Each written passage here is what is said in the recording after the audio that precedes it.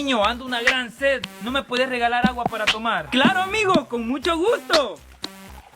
Aquí está. Gracias, niño. De nada, amigo. Qué rica, es la mejor agua que he probado. Ey, escuché que están dando agua, ¿me regalan un poquito? Claro, claro, amigo, con gusto. Ahorita le sirvo, con potencia. Tenga. Gracias.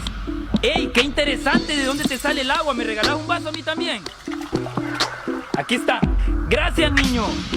Niño, ¿y a qué edad te enteraste que puedes dar agua potable de tu antenita? ¿Y quién les dijo a ustedes que esa es agua potable? Si es por acá donde yo orino.